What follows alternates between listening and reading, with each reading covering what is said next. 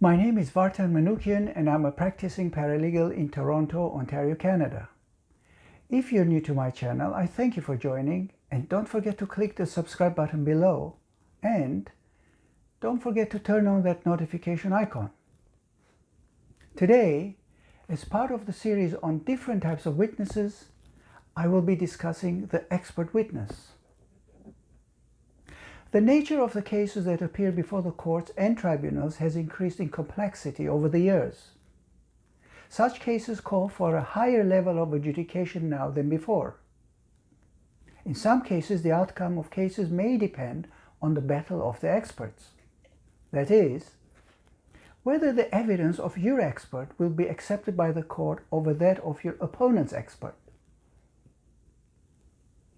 Because expert evidence is not subject to the frailties of human memory, such evidence can play a disproportionate role in the outcome of a legal case. When considering whether to retain an expert or not, you should be asking yourself a number of questions which include the following.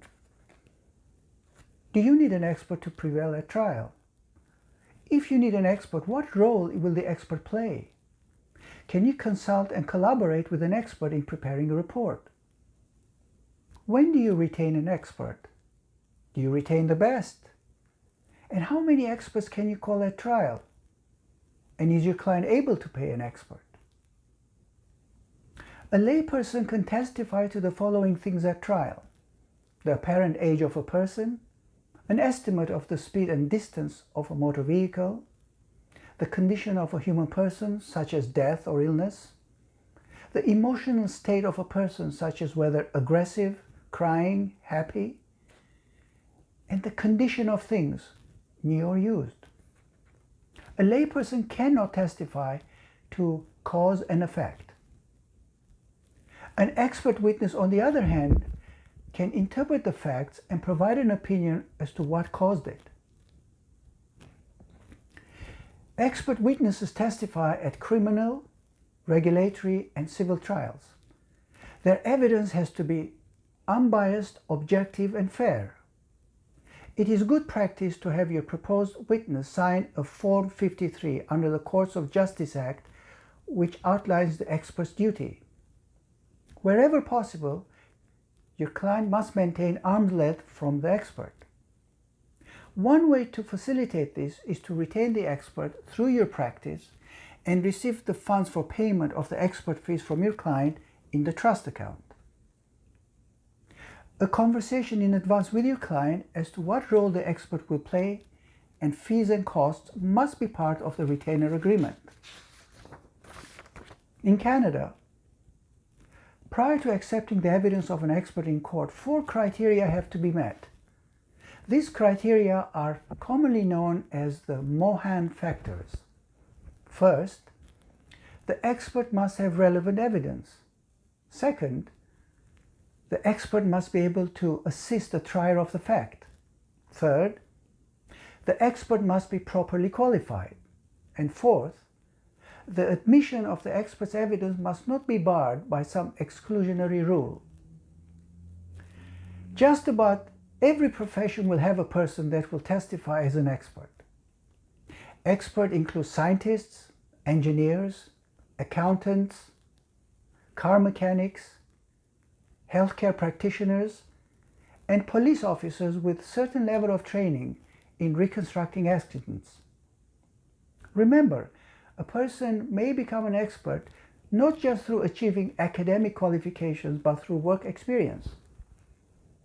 An easy example of this is Marisa Tomei's bubbly character in the movie My Cousin Vinny, testifying to tire treads without certification, but having lengthy experience in working in different mechanic shops. Almost invariably, if the opponent is going to be retaining an expert at trial, you may have no choice but to retain your own expert. However, sometimes you can retain an expert not to testify in court, but to help you analyze facts, identify technical issues and deficiencies in disclosure, and assist you in trial preparation for cross-examination. Know that not all experts will want to testify, but will know of some that will. When retaining an expert, do it as soon as possible. Choose one who is well known in his field and commands credibility. And remember, the expert must not only be knowledgeable, but be able to explain his knowledge to the court. As I've said before in other videos, the trial is not about what the witness has to say as much as how the witness says it. As your client's legal representative, you also have to educate yourself so that you can understand what the expert will be speaking about on the subject matter. Review your proposed expert's qualifications early. It is important to find out if the person has expertise on a specific issue in your case and not expertise in a similar area. While it is preferable to have an expert who has testified in court before, it's not essential. In this case, you will have to qualify your expert and also explain the mechanics of trial, legal terms, and the hearsay rule. Generally speaking, an expert is allowed to provide opinion evidence based on his observations and facts proven at trial. There are two exceptions to this. An expert is allowed to rely on information obtained through education, from textbooks, and speaking to other experts on the subject matter. An expert may also rely on a statement made by a person to the expert. This hearsay is not admitted for the truth of the statement made to the expert, but the basis of the expert opinion. Depending on the complexity of the case, you may need to retain more than one expert. How many experts can I call at trial, you may ask yourself. Remember, the underlying principle here is judicial efficiency in preventing lengthy trials and not to overwhelm the other side with the number of witnesses.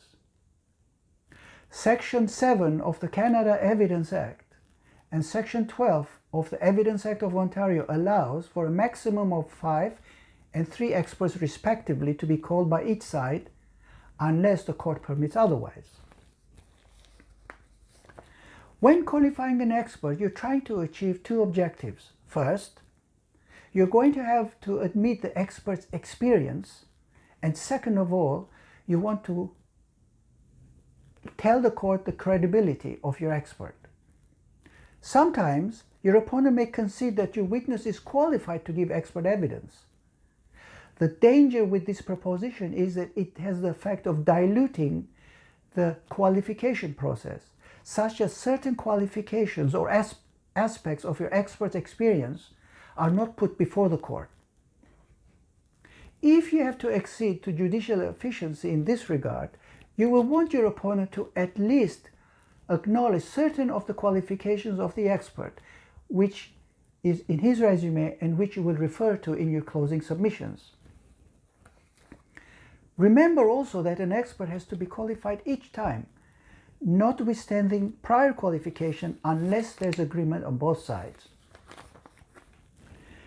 As part of your due diligence in settling on an expert, you will want to utilize various legal search engines to see if the expert has been qualified before and what the court has thought of the opinion of the expert testimony. You will be sure that an astute opponent will be doing the same for your expert. At trial, you must prove the factual basis for the expert's conclusions independent of the expert's opinion. If you fail to do so, the expert's opinion may be rejected. And remember, an expert who makes concessions at trial where appropriate is more likely to prevail than an expert who is inflexible and overconfident. When you intend to call an expert at trial, you have to comply with notice requirements. For example, Section 657(2) of the Criminal Code of Canada and Section 53 of the Rules of Civil Procedure for Ontario. In a quasi-criminal or criminal trial, you must provide the expert report, if one exists, and a resume of your proposed witness at least 30 days prior to the trial date. If there is no expert report, all parties are required to submit a summary of the opinion anticipated to be provided by the witness at trial, together with the basis for this opinion. Failure to do so means that the expert may not testify at trial unless the court permits.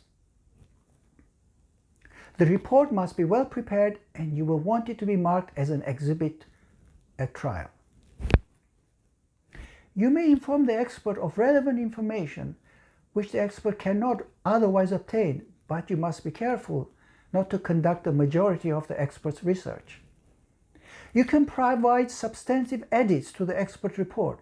You can even draft an affidavit for the expert, provided your objective is to bolster the reliability of the report and not to compromise the judicial independence. So remember, an expert can provide opinion, can help you analyze facts, can help you identify issues, technical issues, and deficiencies in disclosure, as well as help assist you in preparation for cross-examination. At trial, you have to prove the factual basis of your expert's conclusions independent of his opinion. Failure to do so may mean that the expert's evidence may not be accepted in court. This concludes the short series of videos on different types of witnesses.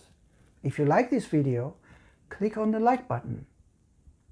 In the next video, I will be speaking to you about what rights you have as a passenger if traveling in a motor vehicle that's stopped by a police officer.